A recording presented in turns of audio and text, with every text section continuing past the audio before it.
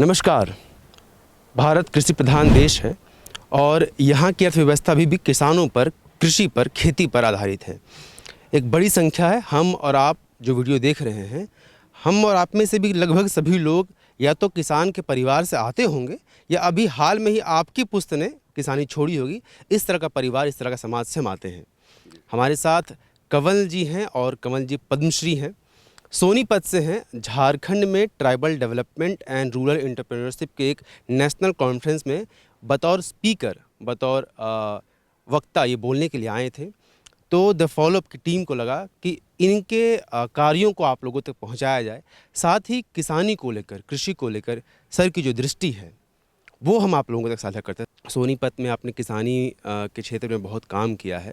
एक बार थोड़ा सा संक्षिप्त में बताएं कि किस तरह का योगदान रहा, क्या कार्य हुआ।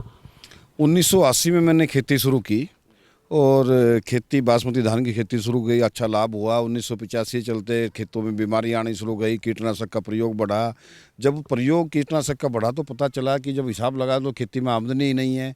इसके बाद में हमने जैविक खेती शुरुआत की, कई बहुत से काम किए और हम एक छोटे से किसान थे। किसान पर आपको सबको पता है कर्ज भी होता है, तो हमने सोचा कि इस कर्ज को कैसे उतारा जाए, खेतों में आमदनी कैसे बढ़ाई जाए। इस तरह हम प्रयास लगातार करते रहे। इसमें कई प्रयास करिए, डेयरी की स्थापना भी की, बायोगैस प्लांट लगाया, जैविक खेती शुरुआत की, पर ज़्यादा कामयाबी इसमें शुरू में हमें नहीं मिली। उसके बाद हमें पता चला कि बेबी कॉर्न की कोई खेती होती है और 1998 में मैंने बेबी कॉर्न की खेती शुरू कर दी और उसमें धान और गेहूं के जो आमदनी होती थी 3 महीने में उससे भी ज़्यादा आमदनी मुझे होने लगी बेबी कॉर्न से। उसके बाद में मेरे पड़ोस के किसानों ने शुरू कर दी, फिर पूरे गांव ने शुरू कर दी, फिर आसपास के गांव ने बेबी कॉर्न की खेती शुरू कर दी। जब दिक्कत आई कि उसको बेचा कहाँ जाएगा, तो सबसे पहले हम 5 स्टार होटलों में बेचते थे, फिर INA मार्केट, खान मार्केट और दिल्ली बेचना शुरू किया। तब ज़्यादा उत्पादन बढ़ गया और नहीं बेच पाए, तो हमने सोचा कि इसको अब क्या किया जाए।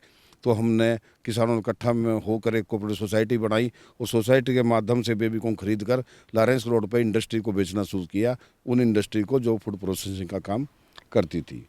कई बार उन्होंने भी मना कर दिया लेने से, तो अपनी इंडस्ट्री लगाने की सोची और 5 फरवरी 2009 को हमने पहली फूड प्रोसेसिंग इंडस्ट्री लगाई, जिसमें हमने अपने किसानों को 4 फसलों का न्यूनतम गारंटी मूल्य देना शुरू कर दिया, जिसमें बेबी कॉर्न, स्वीट कॉर्न, टमाटर और मशरूम थी। खुद की भी आपने लगा ली? हाँ, खुद खेती करते थे, आसपास के किसानों को जोड़ा और फूड प्रोसेसिंग इंडस्ट्री लगाई और सब किसानों को ओपन किया। वो चाहे तो मंडी बेचो, अच्छा भाव मिलता तो मंडी में बेचो, और नहीं बिकता है तो हमारी फूड प्रोसेसिंग इंडस्ट्री को दो। और मिनिमम गारंटी प्राइस हमने तय किया था। यदि मंडी में कोई फसल 10 रुपये किलो भी बिक रही है और हमारा गारंटी प्राइस 50 रुपये किलो, तो हम 50 रुपये किलो ही खरीदते थे, उससे नीचे नहीं खरीदते थे। इस तरह से किसान हमारे साथ जुड़ते चले गए। 10,000 किसान हमारे से जुड़ गए और एक के बाद एक इंडस्ट्री हम बढ़ाते चले गए और 4 इंडस्ट्री हमारी हो गई। 450 के करीब महिलाएं हमारी इंडस्ट्री में काम करने लगी और इससे किसानों की आमदनी बढ़ी। तो सरकार को कुछ पता चला और ये सरकार ने देखा और भारत सरकार ने 25 जनवरी 2019 को पद्मश्री के लिए मेरे नाम की घोषणा की और 16 मार्च 2019 को महामहिम राष्ट्रपति जी ने पद्मश्री से मुझे सम्मानित किया इन कार्यों के देखते हुए। जी, तो कंवल सिंह चौहान की जो उपलब्धियां रही हैं वो आपने बताई सर। आप सर झारखंड आए हैं और ट्राइबल एंड रूरल एंटरप्रेन्योरशिप पे बातचीत करने के लिए आए हैं। दुगनी आय को लेकर भी आपने एक बताया, सरकारों ने भी दुगनी आय को लेकर कई आश्वासन दिए, पॉलिटिकल नहीं होते हुए भी। चूँकि ये सवाल बनते हैं कि आखिर किसान जो इस देश के हैं उनकी स्थिति पर क्या राय है आपकी, और क्या क्या सरकारें अभी तक सही दिशा में पहल कर रही हैं? अगर नहीं तो किस दिशा में पहल होनी चाहिए, क्या चीज़ें चूक रही हैं? हमारी सरकार, हमारे माननीय प्रधानमंत्री जी चाहते हैं कि किसानों की आय दोगुनी हो और 2022 तक किसानों की आय दोगुनी अवश्य हो, ये चाहते हैं। इसमें क्या है कि जब तक भारत का किसान बाज़ार पर ज़्यादा निर्भर रहेगा, किसानों की आय दोगुनी तिगुनी नहीं होगी। और यदि किसान अपने बीज पैदा करने लगे, अपना खाद पैदा करने लगे और जहर मुक्त खेती करने लगे, तो मुझे उम्मीद है कि किसानों की आय दुगनी नहीं तिगनी और चौगुनी हो जाएगी, क्योंकि इनपुट उसको बाज़ार से नहीं लेने पड़ेंगे। तो सारे जो होगी वो किसान की आमदनी ही होगी।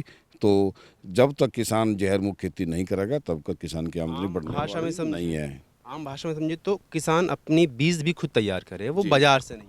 बाज़ारों पर निर्भर नहीं करें। जितने भी अब मैंने देखा कि जितने हाइब्रिड सीड आ रहे हैं, बड़ी मोटी कीमत देकर उनको किसान खरीदता है। जब बाद में पैदा करने के बाद रासायनिक खाद डालकर, कीटनाशक डालकर जब हिसाब लगाता है तो पता चलता है कि हमने जो उत्पादन किया है वो भी आदमी के खाने योग्य नहीं है, दूसरा हमें कोई लाभ भी नहीं हुआ। तो ऐसी खेती करने का क्या फ़ायदा, जिससे ना उपभोक्ताओं को लाभ हो और न किसान को समय लाभ हो। तो ऐसी खेती करने का कोई औचित्य नहीं बनता है।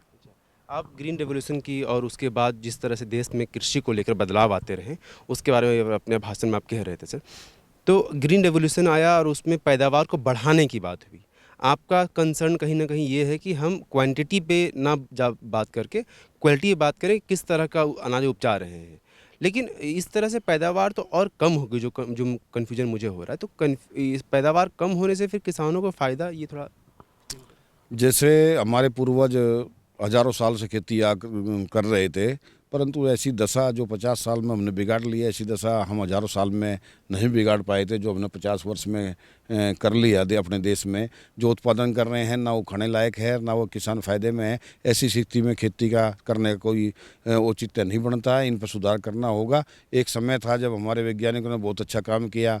हम अनाजों और दालों पर दूसरे देशों पर निर्भर थे, दूसरे देशों से हमें आयात करना पड़ता था और हमारी निर्भरता, आत्मनिर्भरता हुई और हमारे यहाँ 3 गुना अनाज का उत्पादन शुरू हो गया। परंतु अब समस्या आ गई कि जो उत्पादन तो हमने कर लिया पर उसमें गुण नहीं है, क्वांटिटी तो बढ़ा ली पर क्वालिटी नहीं है। तो अभी हमें अपने देश में क्वालिटी बढ़ानी होगी। क्वालिटी का फल, सब्जियां और अनाज, दालें पैदा करना होगा। और ये खेती जो हम अंधाधुंध जहर की खेती कर रहे हैं ये छोड़नी होगी, तभी किसानों को फ़ायदा होगा।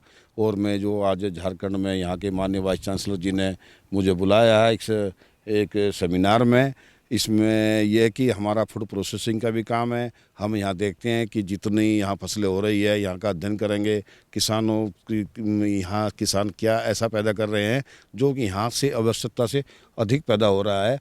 और ऐसे फसलों का एक यहाँ क्लस्टर बनाकर और उसको डेवलप करके उसकी फूड प्रोसेसिंग करके देश और विदेश के बाज़ार में भेजने का काम यहाँ से करना होगा। यहाँ के जो युवा है जो छोटे छोटे उद्योग लगाना चाहते हैं उन सब को इकट्ठा करके हम ऐसा प्रयत्न करेंगे।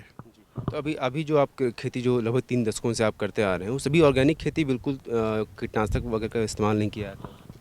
ऐसा नहीं है। 1980 में कीटनाशक का प्रयोग में, जैसे मैंने पहले बताया, बढ़ा है, पर हमने 1985 में इसको भांप लिया था कि ये हम गलत दिशा की तरफ जा रहे हैं।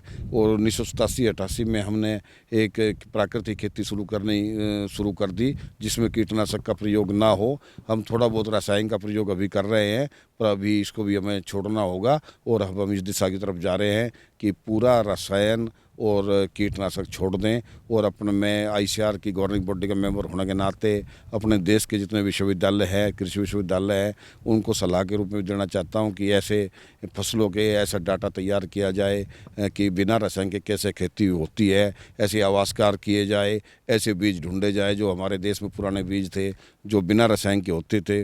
मुझे उम्मीद है कि यदि उन बीजों पर दोबारा से काम किया जाए तो देश में जहर मुक्त खेती जल्दी शुरू हो जाएगी। पद्मश्री कमल सिंह चौहान को आपने सुना, और किसानों की आय दुगुनी करने को लेकर सरकारों के दावे, उनके प्रयास जिस तरफ भी बढ़ रहे हों, लेकिन इनका कहना है, क्योंकि किसानी में उन्होंने लगभग 3 दशक से अधिक का समय बिताया है, इनका कहना है कि किसानों की आय दुगुनी करने का फॉर्मूला यही है कि हम कीटनाशकों का, बहुत ज़्यादा हाइब्रिड बीजों का प्रयोग ना करें, बल्कि हम क्वांटिटी के अलावा क्वालिटी पर ध्यान दें, जिससे कि किसान जहर बोना बंद करे और इससे किसानों का भी, साथ ही जो अनाज को हम लोग कंज्यूम करते हैं कंज्यूमर्स का भी फ़ायदा होगा। आप देख रहे हैं द फॉलो अप, अपने सहयोगी सूरज के साथ में विवेक। नमस्कार। thefollowup.in, like, share and subscribe. www.thefollowup.in